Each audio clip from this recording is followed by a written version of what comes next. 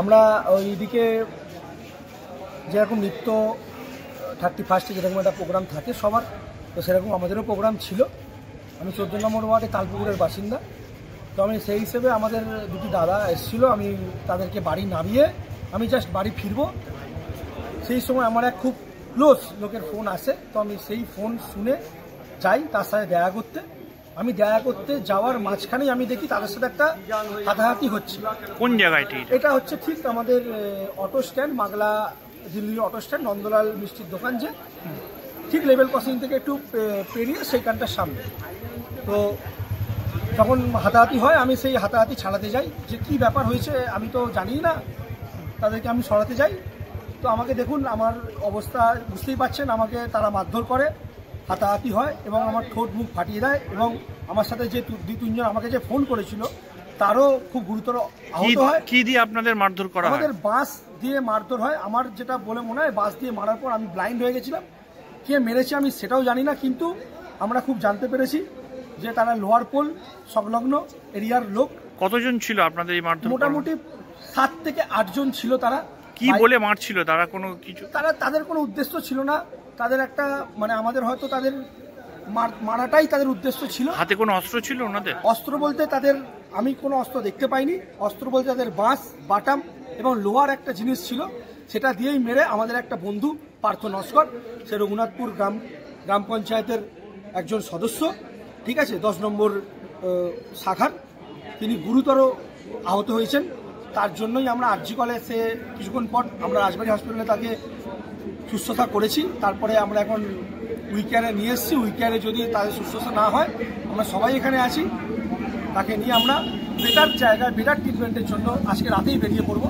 আপনার নাম? খুব দুঃখিতজনক, কারণ আমাদের এটা কোনো আনএক্সপেক্টেড। আপনার নাম? আমার নাম শঙ্খদীপ মণ্ডল, আমি রাজেন্দ্র এভিনিউ বাসিন্দা। Chowdhury golden diamond, Uttarpara, Hooghly. সব উৎসবে, সব পার্বণে, সবার মনে, সবার প্রাণে Chowdhury gold and diamond, Uttarpara থানার বিপরীতে।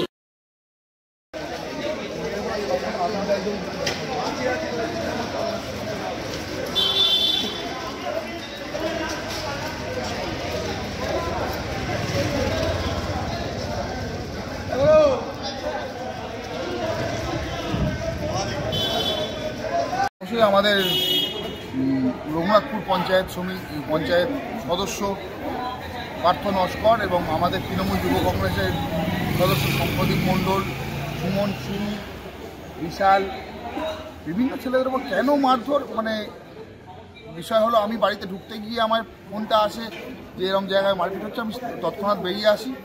তো যেটা জানা যাচ্ছে সম্পূর্ণটাই খোঁজ নিয়ে দেখলাম ওরা দুষ্কৃতী, বহিরাগত দুষ্কৃতী, ওরা কেউ লোকাল ছেলে নয়। অবশ্যই প্রশাসন তৎপর হয়েছে, প্রশাসন নিশ্চয়ই ব্যবস্থা নেবে। যেই জায়গায় মারধর হয়েছে ওই জায়গায় মাদক বিক্রি হয়, তারা কি প্রতিবাদ জানিয়েছিল? মাদক বিক্রি হয়, মানে রীতিমতো মদ, গাঁজা বা অন্যান্য জিনিসপত্র বিক্রি হয়। এবার প্রতিবাদ বিভিন্ন দিন থেকে করে, এটা হয়ে যায়, মানে কিছুদিন বন্ধ থাকে আবার চালু হয়, আবার কিছুদিন বন্ধ থাকে আবার চালু হয়। আমরা দেখছি কালকে সকালবেলা প্রশাসনকে জানাবো। আমি ইতিমধ্যে আইসি সাহেবকে ফোন করেছি, জানিয়েছি, উনি যথেষ্ট তৎপর। প্রশাসন আমাদের পাশে আছে, যথেষ্ট তৎপর। 2 জন অ্যারেস্টও হয়েছে। ইতিমধ্যে জানতে পেরেছি যে পার্থবাবু গুরুতর আহত। তিনি কেমন আছেন? ওনার মাথার স্কাল ফেটে গেছে, মানে ওনাকে রড দিয়ে বিভৎসভাবে মারধর করা হয়েছে। ওনার মাথার সামনের দিকের স্কালটা ফেটে গেছে। এই মুহূর্তে উইকেয়ারে আমরা নিয়ে এসেছিলাম রাজবাড়ি থেকে, উইকেয়ার রেফার করে দিয়েছে আরজি করার উদ্দেশ্যে আমরা নিয়ে যাচ্ছি। আপনার নাম আর পরিচয়? আমার নাম অনাদি রায়, আমি তৃণমূল ছাত্র পরিষদের সদস্য। ধন্যবাদ।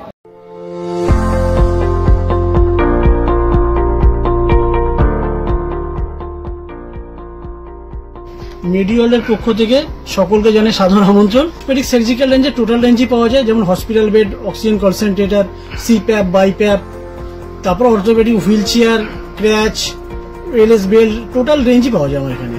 মেডিওয়ালের পক্ষ থেকে সকলকে আমাদের এখানে আসার জন্য আমন্ত্রণ জানাচ্ছি। আমাদের ঠিকানা 35 Netaji Subhash road, Uttarpara, Hooghly, near town school এবং ইউকো ব্যাংকের মেন ব্রাঞ্চের পাশের রাস্তা।